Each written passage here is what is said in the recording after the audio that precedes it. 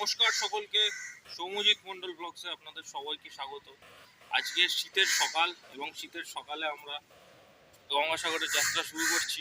কিন্তু শকুন্তলা পার্কে এসে যেখান থেকে আমরা বাস ধরেছি বেহালা আসার জন্য, তো এত বাসে ভিড়, কারণ এটা সকালবেলা এবং উইকডেজ, আজকে কমপ্লিটলি উইকডেজ, এবং অফিস যাত্রীদের এত ভিড় ছিল যে ক্যামেরা অন করতে পারিনি। তো এখান থেকে আমরা প্রপারলি ভিডিওটা স্টার্ট করছি। এখান থেকে আমরা যে কোনো নামখানা বা কাকদ্বীপগামী বাস ধরব, যে বাসটা ধরে আমরা নতুন রাস্তা যাব, যেখান থেকে আমাদের আর একটা গাড়ি চেঞ্জ করে ভেসেলঘাট অবধি যেতে হবে। তো আমরা ট্রেন রুটে যাচ্ছি না, সবাই তো আপনাদের ট্রেন রুট দেখিয়েছে, আমি বাস রুট দেখানোর চেষ্টা করছি। চলুন কেমন হয় আগামী জার্নিটা আমরা দেখছি। জার্নিটা একটু হেক্টিক, কারণ আজকে গিয়ে আমাদের কালকে আবার ব্যাক করতে হবে, এবং গঙ্গাসাগরের জার্নি আমি চট করে কালকে করতেও দেখিনি আমাদের এদিকে। একটু হেক্টিক, বাট চলো কেমন হয় এক্সপিরিয়েন্স সেটাই শেয়ার করো।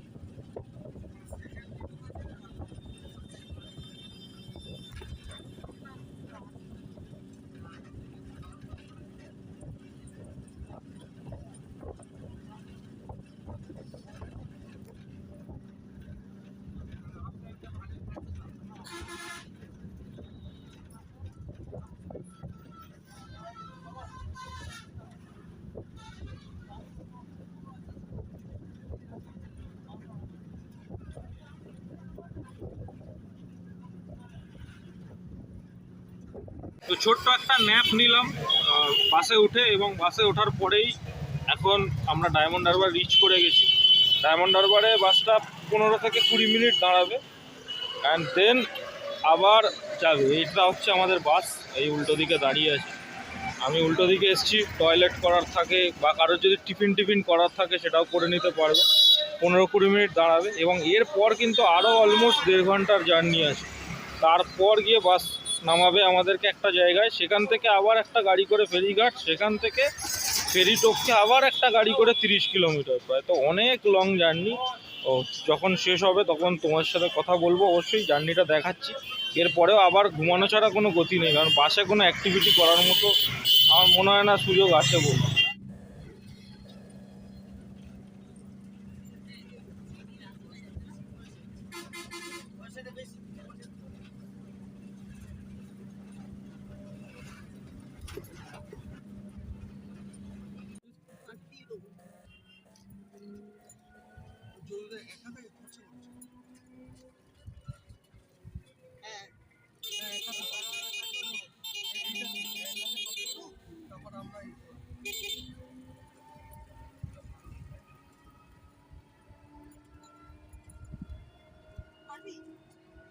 আবার একটা বাস আছে কিন্তু দেখো বললে তো হবে না, একটু তুমি রেস্ট নাও, নদীতে চড়ো, কম করো, তারপরে এখন ভ্যাসেল নেই, 12টায় ভ্যাসেল, 12টা কটা বাজে তো বলেছিলাম কালকে ট্রেনে আসার জন্য, তুই বলছিস নৈহাটিতে খবর বলি হয়ে যাবে। ট্রেনেও বমি করে। হ্যাঁ তো ট্রেনে আগে বমি করতো না, লং জার্নি করেছে কতবার আমাদের সাথে। সব তখন সেই সময় চলে গেছে, ওই বয়সটা আমরা দুটো ভাড়া দিয়ে দেবো, ঠিক আছে?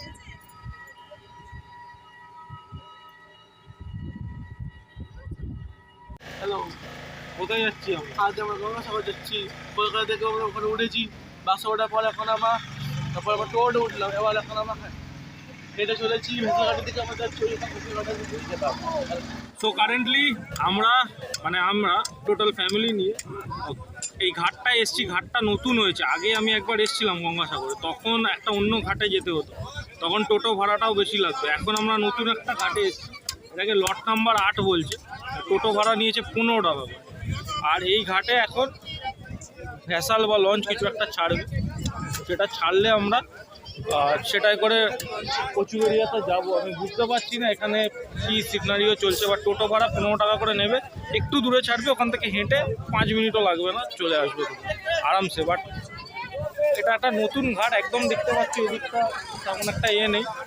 তো চলো এবারে ভ্যাসালে ওঠা যাক। ভ্যাসাল পেরোপারটা খুব ক্রিটিক্যাল এখানে, ওটার উপরে ডিপেন্ড করছে তোমাদের জার্নিটা কতটা বেটার হবে না হবে।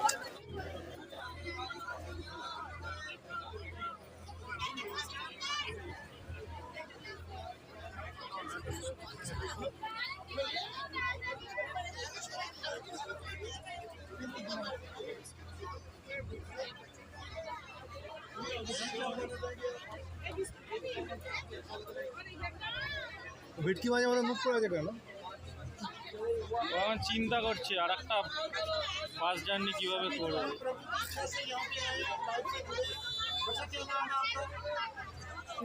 कहाँ से हो? आपकी यात्रा मंगल में हो, आप कुछ बताना चाहेंगे? आप लाइव से जुड़े हैं। আমরা কিন্তু 9 টাকার বিনিময়ে লঞ্চ পেরিয়ে চলে এসেছি কচুবেড়িয়া ঘাটে। এখান থেকে আমাদেরকে আবার একটা গাড়ি ধরতে হবে এবং অরিজিনাল সাগরদ্বীপে যেতে হবে। তবে যারা সাগরদ্বীপের বাসিন্দা তারা কিন্তু এখানেই নামে এবং এখান থেকেই তারা গাড়িপত্র করে নিজেদের ডেস্টিনেশনে যায়, কারণ অনেক বড় দ্বীপ, এই না যে ছোটো একটু দ্বীপ, অনেক বড় দ্বীপ। বাট আমরা যাবো যেহেতু অরিজিনাল কপিলমুনির আশ্রম গঙ্গাসাগরে যেখানে স্নান করে, তো সেইখানে যেতে গেলে আমাদেরকে এখন এটা পেরোতে হবে। এটা পেরিয়ে এসেছি, আমরা এবার গাড়ি ধরবো, ধরে যাবো। অ্যাকচুয়ালি আমার ভাগ্নি এখানে কায়দা করছে, ওই জন্যই আমি অতটা করে বলতে পারছি না। এইগুলো হচ্ছে লঞ্চ, এই ভ্যাসালগুলোতে করে আমরা এলাম। এবার এখান থেকে এই সিধা হচ্ছে আমাদের গেটওয়ে, এই গেটওয়ে দিয়ে আমরা যাব। এই গেটওয়ে দিয়ে আমাদেরকে যেতে হবে, বেরিয়ে এরপর বাস স্ট্যান্ড আছে, বাস স্ট্যান্ড থেকে আমরা গাড়ি ধরে নেব। আমরা ঘাট পেরিয়ে তো এদিকে এসছি, এসে এবারে টয়লেট করে এবার আমাদেরকে কিছু লাঞ্চ করতে হবে বা টিফিন করতে হবে, নইলে আমরা করতে পারবো না, কন্টিনিউ যেতে পারবো না আবার বাসে করে।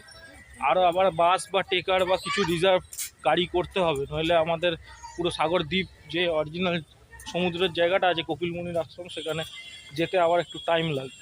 তো তার জন্য একটু লাঞ্চ করে নিই, আমরা একটু আশেপাশের গ্রামটা ঘুরছি ওই জন্য। ঘাটের ধারে একটা সরু রাস্তা আছে ডান দিক দিয়ে, সেইখান দিয়ে আমরা এলাম। এদিকে কিন্তু লম্বা একটা রাস্তা চলে গেছে, একদম মাটির রাস্তা সোজা চলে গেছে। ওই দিক দিয়ে একটা গ্রামে, মানে একটা গ্রাম পড়ে যাবে। এটা তোমার একটা গাছপালা দেওয়া একটা উঠোন মতো করা আছে, এখানে টালির বাড়ি আছে, এখানে অনেক লোক থাকে। আমরা তো মানে সত্যি গ্রামের পরিবেশ দেখলে অনেকটা ভালো লাগে। আর নেচার যেহেতু এখানে এখনও ইনট্যাক্ট আছে, 5G নেটওয়ার্ক বা 4G নেটওয়ার্ক এখনও অ্যাভেলেবেল নয়, তো পাখি গাছপালা অনেকটাই, এই হাওয়া অনেকটাই এনজয়েবেল। সো এটাই বলবো, এখন আমরা একটু এনজয় করি এই সাইডটা থেকে।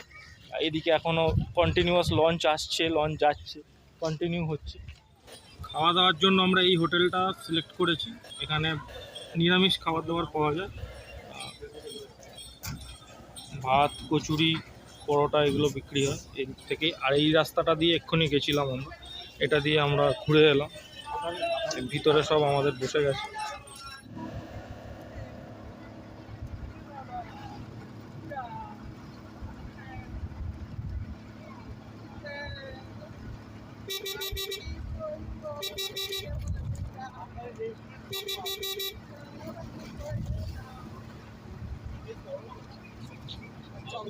আপনারা যদি ট্রিপ প্ল্যান করেন গঙ্গাসাগরে, অবশ্যই একদিন হাতে রেখে ট্রিপটা প্ল্যান করবেন। কারণ যেখানে আমাদের অটো নামালো, অটো তো প্রথমত 8 জন বসেছিল, রিজার্ভ করতে নিয়েছে 400 টাকা, নেগোসিয়েশন করেছি ওটা, কারণ এই সময় 700, 800, 1000, 1200 যেমন খুশি রেট হচ্ছে। প্লাস যেখানে অটো নামাবে সেখান থেকে অনেকখানি হেঁটে তোমাদেরকে যেতে হবে, ওইটা যেটা তোমাদের ওই যে কোনো হোটেল বলো বা বলো, অনেকটাই বেশ হাঁটতে হবে। তার থেকেও বড় কথা যে এই সময় কোনো ভ্যাসাল পাওয়া যাবে না।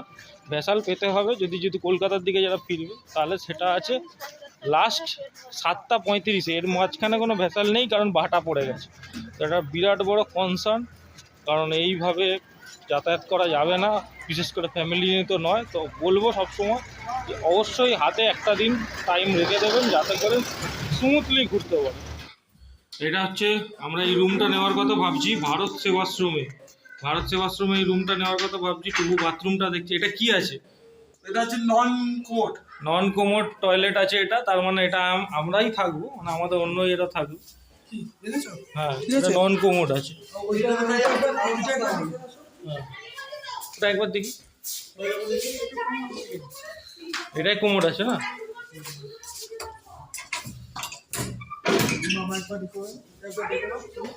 ওকে, এই রুম বড় আছে। এটা ভালো, এটা ভালো। ইয়েস, অবভিয়াসলি এটাই বেশি ভালো লাগে। যদি কোমোটের কথা বলো, ইয়েস, ওকে ওকে একদম ওকে। আর যদি লাইট ফ্যানের কথা বলি তাহলে লাইট রয়েছে, আর ফ্যান তো কিছু চালাবে না, আর প্লাস চার্জিং পয়েন্টও আছে, তো ঠিকই আছে। ওকে, টুকুকে ইউজ করে দাও।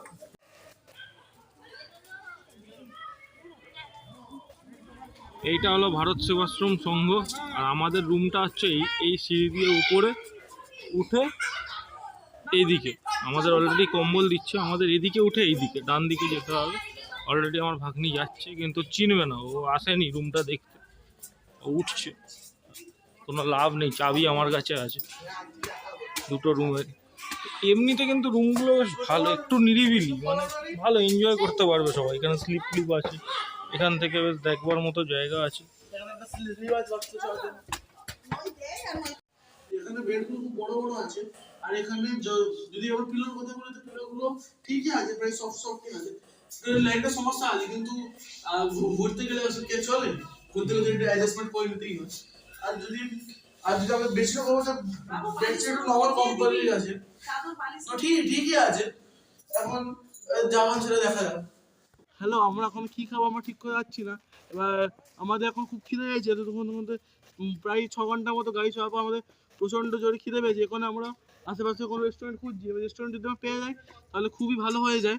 এখানে আমরা আরও কিছু মানে চেষ্টা করছি কোনো কিছু খোঁজার, তাই দেখি কি খাওয়া যায়, মাছ ভাত না কিংবা সেটা সময় বলবে কি পাওয়া যায়।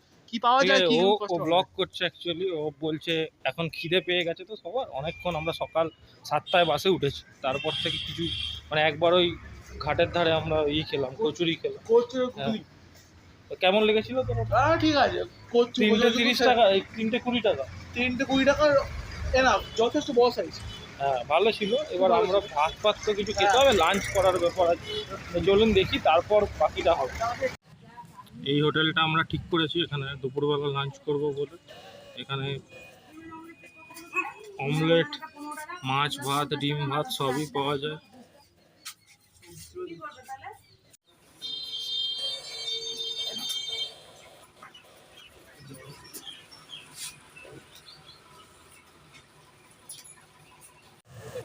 যদি আমরা দুপুরে খেলাম তখন আমরা হচ্ছে 50 টাকা দিয়ে সবজি ভাত খাওয়া। সবজি ভাতে যদি আমরা খাওয়া বলি তাহলে সবজি ভাত অনেক কিছু ছিল, যেমন হচ্ছে ভাত যথেষ্ট কোয়ান্টিটিতে দিচ্ছে, আর ভাতের চালও খুব ফাইন ছিল, এবং বাঁধাকপি তরকারি, মুসুর। তুই খাবার খেয়েছিস তো ঠিকভাবে? আমি খেয়েছি, আমি বেশি খেতে পারি। ননভেজ চাইছিলি? ডিম ভাত, মাছ ভাত? ননভেজ খেয়ে কোনো লাভ নেই, হচ্ছে ভেজ খাওয়াই অনেক ভালো। এখানে যথেষ্ট পরিমাণে দিচ্ছে, আর খাবার টেস্টও ঠিক আছে, শুধু পালং শাকের তরকারি মনে অন্য ঘাস পাতা দিয়ে করে দিয়েছে, যা এই শাকটা করে ভালো বলা যাবে না। আর ডালটা তরকারি ঠিক আছে, ডাল একটু পাতলা হয়েছে, তাই বলা যাবে খাওয়া ঠিকই আছে, চলে যাবে। কিন্তু শাক না খাওয়ার মধ্যে ভালো, কারণ শাক খাওয়ার পর যদি অন্য কিছু ঘটে তা সেটা তো কিছু কথা থাকবে না, শাক না খাওয়াই ঠিক আছে। এবার আমি বলেই দিই একটু, আমাদের দুপুরবেলা লাঞ্চ হয়ে গেছিলো, 50 টাকা করে সবজি ভাত খাওয়া হয়েছে। খাবার দাবার ভালোই ছিল, আর সবচেয়ে বড় কথা সবাই খেয়েছি আমরা 50 টাকা করে। আনলিমিটেড ভাত দিয়েছে, সবজি দিয়েছে 4 রকমের, বেশ ভালো। অল্প দামে খাবার দাবার কলকাতায় অন্তত পাওয়া যাবে না এতটা কমে, এত কিছু ভ্যারাইটি দিই। এমনিতে ভালোই লেগেছে। আর এখন আমরা ফ্রেশ হয়ে নিয়েছি, ড্রেস ফ্রেস চেঞ্জ হয়ে মোটামুটি রেস্ট করার টাইম পাইনি, এর দিকে যাচ্ছি, সাগরের দিকে, কপিলমুনির আশ্রমের দিকে।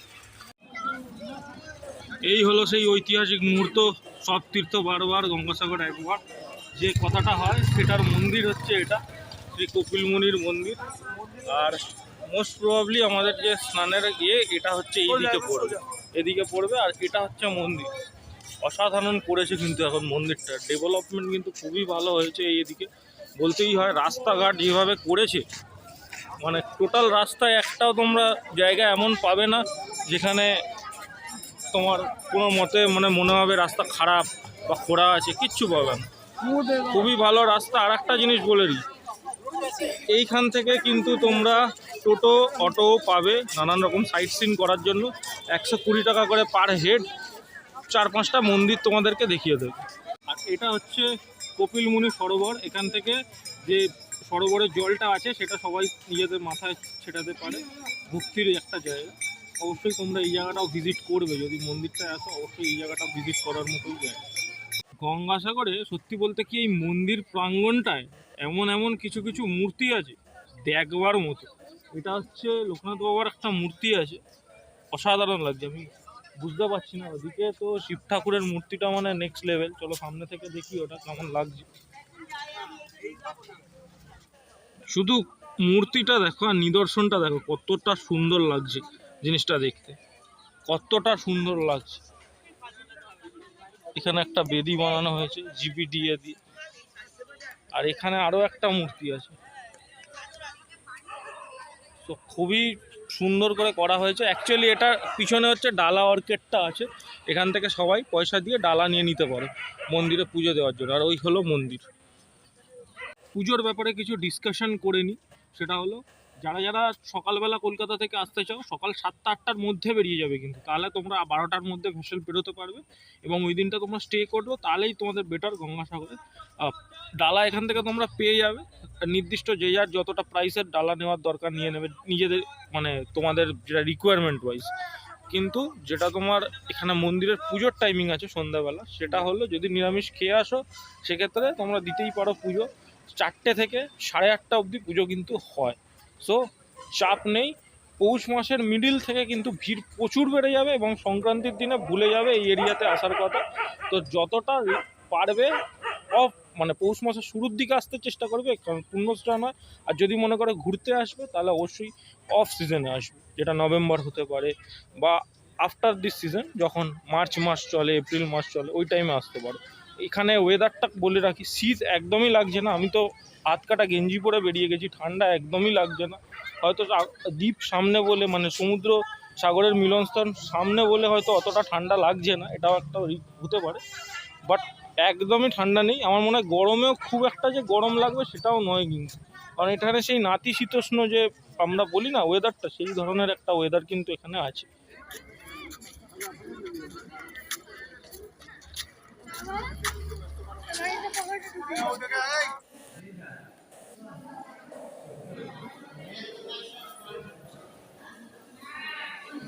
তো পুজো দেওয়া হয়ে গেছে, এবার আমরা কিন্তু ডিরেক্ট যেটুকু বিচ আছে সাগরদ্বীপ সেটুকুতে চলে এসেছি। এইদিকে হচ্ছে সমুদ্র, কিন্তু চারিদিকে বাঁধ ঘেরা হয়েছে, এরকম বাঁশ দিয়ে এরকম চারদিকে ঘেরা হয়েছে। সো আমরা এখন এইগুলোকে, মানে ওই দিকটায় গেলে ওই একদম দূরে দেখতে পাচ্ছেন ওই জায়গাটা, এই ঘেরাটা নেই, ওই জায়গাটাতে নর্মাল নৌকো দাঁড়িয়ে আছে, কিন্তু স্নান করার জায়গাটা বুঝতে পারছি না কী হবে। এইগুলো তো বালি, কিন্তু বালির ভিতরে ভিতরে জল আছে, মানে জোয়ার এলে কিন্তু এই জায়গাটা পুরোপুরি জলের এতে চলে আসে। কিন্তু এখন যেহেতু ভাটা চলছে জলটা অনেকটাই দূরে, আর এইখানে কিন্তু তোমরা যদি এক্সপেক্ট করে থাকো যে দীঘা বা পুরীর মতো ঢেউ পাবে, সেটা কিন্তু পাবে না। ইভেন বকখালির মতনও পাবে না, কারণ এটা কিন্তু সমুদ্র সৈকত নয়, এটা হলো সাগর এবং নদী, মানে গঙ্গা, এই দুটোর একটা মিলনস্থল, মানে একটা মোহনা টাইপেরই তোমরা ধরতে পারো, ওই জন্যই একটা সাগর দ্বীপ বল। তো এই জায়গাটায় তোমরা ওই রকম ঢেউ তো পাবে না, তবে জোয়ারের সময় কিন্তু ভালো জল থাকে, এনজয় করতে পারবে, মানে একটা দিনের অ্যাডভেঞ্চার হিসাবে কিন্তু খুব ভালো যায়। এখানে তোমরা ঢেউটা দেখতে পাচ্ছ, কিন্তু এখানে ব্যারিকেড করা আছে এবং পাথর দিয়ে ঘেরা আছে এই জায়গাটা। তো এই জায়গাটায় টপকে যাওয়াটা মনে হয় এরা নিষেধ করছে, তাই জন্য এরকম করা। যেখানটায় এগুলো করা নেই সেই জায়গাটা থেকে আমার মনে হয় গেলে বেটার হবে। আচ্ছা, এবারে টুবু বলবে কেমন লাগছে টুবু। ভালো লাগছে, কিন্তু এখানে যে বালিগুলো আপনি দেখতে পাচ্ছেন, এই বালিগুলোর মধ্যে দিয়ে খুব সাবধানে হাঁটতে হয়, কারণ এই বালিগুলো খুবই মানে ভেতরে ঢুকে যাওয়ার বালি, মানে যেগুলো আচমকা পা দেয় তাহলে তার বালি বালির মধ্যে ঢুকে যাবে এবং ঢুকে যাবে এবং স্লিপ খেয়ে যাবে। এবং চারিদিকে দেখতে বোল্ডার দেওয়া, মানে এই ওখানে সমুদ্রের কাছে একদম যাওয়া সুরক্ষিত না, মানে যদি একটা ঢেউ আসে বোল্ডার লেগে আপনার ভুলভাল বকছে। এখানে ওরকম কিছু নেই, বোল্ডারটা দেওয়া আছে ঠিকই, ওই জায়গাটা হয়তো যাওয়া যাবে না, এখানে স্লিপ আছে, কারণ এখানে জোয়ার এলে জল উঠে আসে, তো এই জন্য স্লিপ আছে। সন্ধেবেলা হোটেলে ফেরার পরে আমরা হালকা টিফিন করে একটু রেস্ট নিয়েছি, মানে একটু শুয়ে পড়েছিলাম, আর শরীর দিচ্ছে না। সকাল ভোরবেলা 4টে থেকে উঠে আমি আসি। তারপর বাস জার্নি, লঞ্চের জার্নি, এইগুলোর পরে আর শরীর দিচ্ছিল না। তো এখন 8টা বাজে, 8টার দিকে আবার নিচে নামলাম। ভারত সেবাশ্রমে থাকার সুবিধাটা হচ্ছে ওইদিকে ভারত সেবাশ্রমের মন্দির আছে, মন্দিরে নাম গান হয়।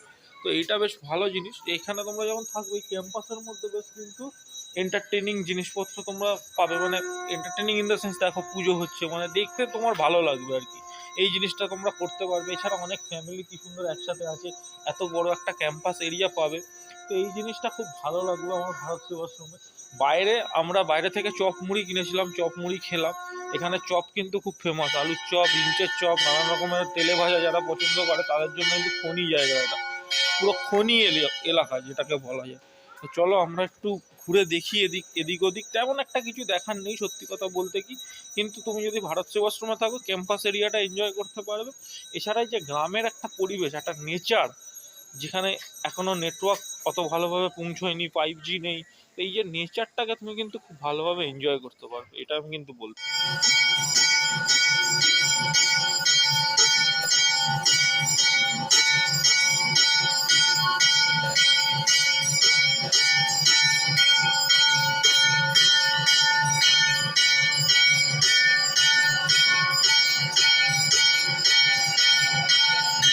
বলে না কপালে থাকলে অনেক কিছুই হয়, আর কপালে না থাকলে অনেক কিছুই হয় না, সেরকমই ঘটনাটা ঘটলো। এখানে পুজো হচ্ছিল, আমি তখন ভিডিওতেও দেখাচ্ছিলাম, এরা বলছিলাম। আমি তো অ্যাকচুয়ালি ঘরে শুয়েছিলাম, আমাকে জোর করে বললো নিচে যা, ভিডিও কর, এই কর সেই কর, সবাই জোর করলো, আমি তাই নিচে এলাম। আমি আর আমার সুব্রতদা দুজনেই এসেছি, বাকি সবাই হোটেলেই আছে, কিন্তু কেউ আসেনি। তো আমরা দুজনে এলাম, মন্দিরে গিয়ে বসেছি। ওখানকার পুরোহিত মশাই আমাদেরকে ধরে বললো শিব পুজো হবে, চলে এসো। আমরাও গেলাম, একদম শিব ঠাকুরের সামনে বসে পুজো দিয়েছি। অঞ্জলি বলো, বলো, পাঁচালি পড়া বলো, সব কিছুই পড়েছি এবং পুরো সামনে থেকে পুজোটা দিলাম এবং প্রসাদও খেয়েছি। প্রসাদ খেয়ে চলে এলাম। এরা কপালে না থাকলে একটু আগে অবধি, মানে জাস্ট 15-20 মিনিট আগে অবধি আমি হোটেলের রুমে শুয়েছিলাম, আমি নিচে নামতামও না, হয়তো সেই ডিনার করার সময় নাম। তো আজকের পুজো পর্যন্ত দেওয়া হয়ে গেল আমার। সো ভালো লাগলো এটা, মানে এটা এক্সপেক্ট করিনি যেটা আমার দিয়ে করলাম। আমাদের ডিনার কিন্তু কমপ্লিট হয়ে গেছে এবং ভারত সেবাশ্রম সংঘের যে মেন গেট সেটা কিন্তু বন্ধও হয়ে গেছে। আর সবচেয়ে বড় কথা, আস্তে আস্তে কথা বলছি কারণ এখানে অনেক ফ্যামিলিও আছে, তারা হয়তো আপত্তি করতে পারে, সেই জন্য বলছি। তো প্রায় নিচুম কিন্তু রাত মাত্র 9:48 বাজে, বাট এই এলাকা কিন্তু 10টার মধ্যে প্রায় মাঝরাত হয়ে যায় এবং নিচুম একটা হয়ে যায়। তো সেই অনুযায়ী যদি বলি, রাত 10টার মধ্যে চেষ্টা করবে ডিনার করে শুয়ে পড়ার, কারণ পরদিন তোমাকে ভোরবেলায় উঠতে হবে বিকজ অফ সমুদ্র স্নান। So good morning from Gangasagar. এখন আমরা ভারত সেবাশ্রমে দাঁড়িয়ে আছি, সকালবেলা বাজে 6:36। তো আমরা যাবো গঙ্গা স্নান করতে এবং আজকেরই আমরা গঙ্গা স্নান করে হোটেলে আসবো। হোটেল চেক আউট করবো 10টার সময় এবং চেক আউট করে আমরা আবার বাড়ির পথে রওনা দিয়ে দেবো। সো আজকের দিনটাও জার্নি হতে চলেছে অনেকটাই, কিন্তু এখন আমরা যাচ্ছি গঙ্গার ঘাটে, মানে যেখানে আমরা সাগর দ্বীপে যেখানে স্নান করে সবাই। বাট কালকে আমরা যেখানে গেছিলাম ওখান থেকে কিন্তু স্নান করে, ওটা একটা নর্মাল জাস্ট বিচ টাইপের জায়গা, বালি দেওয়া একটা বালিয়ারি টাইপের জায়গা। বাট আজকের আমরা অ্যাকচুয়াল জায়গাটায় যাবো যেখান থেকে আমরা স্নান করবো। ভারত সেবাশ্রম থেকে যে রাস্তাটা, মানে ভারত সেবাশ্রম থেকে ঘুরে গেছে ডান দিকে, সেই রাস্তাটায় না গিয়ে সোজা একটা রাস্তা আছে, ওই রাস্তাটা দিয়ে যদি সোজা আসো মিনিট 5 হাঁটা পথ, তারপর যদি বাঁদিকে তোমরা যাও দেখবে একটা সি বিচ আছে, বিচ টাইপের আছে, একটু নিরিবিলি। এবং ওখানে সবাই, আমরা যে কটা লোকাল লোকের সাথে কথা বলেছি সবাই বলেছে ওখানে তোমার এটা করাটা, স্নান করাটা অনেক বেটার। স্নান মানে ফাঁকায় পাবে, বেশি কাদা পাবে না। আর এখানটা আমরা যে রাস্তাটা দিয়ে যাচ্ছি পুরো গ্রাম্য পরিবেশ, একদম জঙ্গল ভর্তি। আর একটা যেহেতু ভোর ভোর যাচ্ছি, মর্নিং ডিউটি মানে মর্নিং ওয়াকও হয়ে যাচ্ছে গ্রামের মধ্যে দিয়ে, কিন্তু এরকম একটা রাস্তা খারাপ লাগবে না, যেতে পারো। খুব নির্জন রাস্তা। আমরা ফাইনালি বিচ বিচ করে গেছি। এই বিচের কথাই সবাই বলছিল, এই বিচটায় কখন আমরা আসবো। ফাইনালি সকালে সানরাইজ দেখতে এসে আমরা কিন্তু বিচটা রিচ করলাম। এবার তোমাদের যদি এই দিকটা দেখাই, দেখো এইদিকে কিন্তু জঙ্গল আছে, ঝাউবন টাইপের আছে, এবং এই দিকটা তোমরা যদি চলে যাও তাহলে বিচ আছে। মানে এখানের তো আর ঢেউ সেরকম থাকবে না, আশা করাও বেকার দীঘা পুরীর মতো ঢেউ থাকবে, কারণ এটা কাইন্ড অফ মোহনা। তো এখানে ওইভাবে ঢেউ তোমরা এক্সপেক্ট করতে পারবে না। বাট যেখানে আমরা কালকে গেছিলাম, গতকাল যেখানে গেছিলাম, সেখানের থেকে এই জায়গাটা অনেকটা ভালো, কারণ এখানে বালিয়ারি স্পেসটা প্রচুর, বালি প্রচুর জায়গায় আছে সেই জন্য। আর এখানে বোঝাই যাচ্ছে, আমি যেখান থেকে কারেন্টলি হাঁটছি এই জায়গাটায় কিন্তু জল ছিল রাত অবধি, কারণ এখানে ভিজে আছে, পুরো বালি ভিজে। আর সামনে হচ্ছে সি বিচ। চলো ধীরে ধীরে আমাকে পা ফেলতে হবে এখানে, আর যে কোনো মুহূর্তে পাটা স্লিপ করতে হবে। আর একটু এগোলে সি বিচ, ওখানে যাই চলো। সমুদ্রের আওয়াজ পাচ্ছ, আমরা জলের মধ্যে নেমে গেছি। চিলিং ঠান্ডা, পুরো পুরো চিলিং ঠান্ডা জলটা। মোটেই মোটেই এটা এখন এনজয় করতে মানে এনজয় তো হচ্ছে, এবার ঠান্ডাটাও সেরকমই লাগছে। আর এখানে কিন্তু সমুদ্রে সেরকম একটা নেই, বাট জোয়ার আসছে তো সেই জন্য ঢেউ আসছে মোটামুটি। বাট ভালো নির্জন একদম, মানে লোক দেখতে পাবে না। দীঘায় গেলে যেমন ক্রাউডেড, এখানে কোনো লোক নেই। আমি মনে হয় হাইস্ট পয়েন্টে দাঁড়িয়ে আছি, আর তারপরে নৌকোগুলো আছে। এই একটা বড় ঢেউ আসছে। চলো আমি একটু এনজয় করে নিই এইভাবে এবারে, তারপর তোমাদের সাথে কথা হচ্ছে। সেই মোমেন্ট যখন জোয়ার আসছে। আমি সোয়াগ সেই পুরীতে দেখিয়েছিলাম লাস্ট, যখন আমি আছাড় খেয়ে পড়েছিলাম। তারপরে আবার আমি এসছি আর একটা স্মৃতি। বাট এখানে পুরী তো নয়, বাট তবু একটা সোয়াগ দেখানোর চেষ্টা করছি, আছাড় খেয়ে না পড়লেই হলো। বিচের এই দিকটা দেখতে পাচ্ছ, এই দিকটা কিন্তু ব্যাপক জায়গাটা লাগছে, মানে দূর থেকে কুয়াশা, অল্প অল্প টাওয়ারগুলো দেখা যাচ্ছে, যেটা দিয়ে আমরা ওই বায়ু বিদ্যুৎ বলি। আর যদি এই দিকটা দেখো, এদিকটাও সেম, উল্টো দিকে ঝাউবন। আর জায়গাটা এনজয়েবল বস, কারণ একটু নিরিবিলি জায়গা, আমি বরাবর বলছি। আর নিরিবিলি জায়গা মানেই আমি কিন্তু খুব এনজয় করি। তো গঙ্গাসাগরের যে পূর্ণ স্নান পৌষ মাসে, সেটা কিন্তু কমপ্লিট করে ফেললাম ভোরবেলা। আমি আরও কিছুক্ষণ থাকতে পারতাম, আমার সমুদ্রে থাকার এনার্জি প্রচুর আছে। বাট যা ঠান্ডা জলটা, তো এই সকালবেলা স্নান করা বেশ চাপের ব্যাপার আছে, তাই উঠে গেলাম তাড়াতাড়ি। বেশিক্ষণ মাথা লাগাইনি, পুরো মাথা থেকে পুরো ডুব দিতে হয়েছে 3বার। তো সেটা করার পরে বেশ ঠান্ডা লাগছে, সেই জন্য এখন আমরা হোটেলের দিকে যাচ্ছি। এবং আর কিছুক্ষণ সময় তারপরেই আমাদেরকে হোটেল ছেড়ে দিতে হবে, এবং তারপর আমরা বাড়ির উদ্দেশ্যে রওনা হয়ে যাবো। যদি আমরা দাঁড়া এখন এবার বল। স্নানের কথা বলি, স্নান হয়েছে, কিন্তু আমি পুরোটা মানে সকালে শীতকালে তুই তো স্নান করতেই পারিস। পারছি না করতে, কারণ শীতকালে আর আমার ঠান্ডা ঠান্ডা আছে, জল পুরোটা পরিষ্কার না। আমি কতটা নেমেছিলাম বল। হ্যাঁ দেখেছি সেটা। আর যেখানে ইট ফিট ভর্তি, আর যদি মানে নোংরা ওর জায়গাটা, ও মানে পুরীর মতো অত পরিষ্কার নয় জায়গা। পুরী তো নয়, এটা সমুদ্র তো নয়, তাহলে কিন্তু তবু মানে অ্যাকচুয়ালি বেটার করা যেতে পারে জায়গাটা, কিন্তু জল ঠিক আছে, জলের স্রোতও ভালো আছে। ঠান্ডা এতই বেশি, এখন স্নান করা খুব মুশকিল। তো সাগরদ্বীপের আমাদের যে ছোট্ট ট্রিপটা 2 দিন 1 রাতের, সেটা কিন্তু আজকের এখানে এই মোমেন্টটা আমি শেষ করছি এই ভিডিওটা। তোমাদের কেমন লাগলো ভিডিওটা অবশ্যই কমেন্ট করে জানাও। আমরা অ্যাকচুয়ালি যাব এখান থেকে বাস স্ট্যান্ড, যেটা সাগরদ্বীপের বাস স্ট্যান্ড, বাসে করে যাব ফেরিঘাট। এবার আর আমি অটো নিচ্ছি না, বাসেই প্রেফার করছি। বাসে করে যাব ফেরিঘাট, আর ওখান থেকে বাসে 40 টাকা থেকে 50 টাকা ভাড়া ওঠানামা করে। সিজন আসছে, পৌষ মাস মানেই সিজন, আর সিজনে ভাড়া সব কিছু বাড়বে, খাবার দাবারের রেটও বাড়বে, হোটেলের রেটও বাড়বে, এটাই স্বাভাবিক। আর এখান থেকে আমরা ফেরিঘাট গিয়ে, ফেরিঘাট থেকে ফেরি, কারণ 12টার মধ্যে আবার জোয়ার ভাটার ব্যাপার আছে। আমরা ওই লট নাম্বার 8-এর যে ঘাটটা আছে ওটা দিয়ে যাতায়াত করছি। আমি এখানে এসে লোকালদের কিছু অ্যাকচুয়ালি আরও 2-3টে ঘাট আছে, যেখান থেকে আমরা হচ্ছে তোমার লঞ্চে করে বা যেগুলো ভটভটি হয় নৌকা টাইপের, এগুলোতে করে আমরা পারাপার করতে পারি, অল টাইম ওটা করা যায়। কিন্তু যদি আমরা লট নাম্বার 8 দিয়ে ভাসালে করেই বেরোতে চাই, তাহলে আমাদেরকে স্পেসিফিক কিছু টাইমিং মেনটেন করতে হবে। সেই টাইমিংগুলো 12টার মধ্যেই বেরোতে পারলে বেটার, নইলে কিন্তু আটকে যেতে পারে অনেকক্ষণের জন্য। তো এই বলে ভিডিওটা শেষ করছি। অবশ্যই ভিডিওটা লাইক করে দেবে, শেয়ার করে দেবে, আর সাবস্ক্রাইব করে দেবে চ্যানেলটা, এরকম ভিডিও নতুন নতুন পেতে গেলে। Good bye.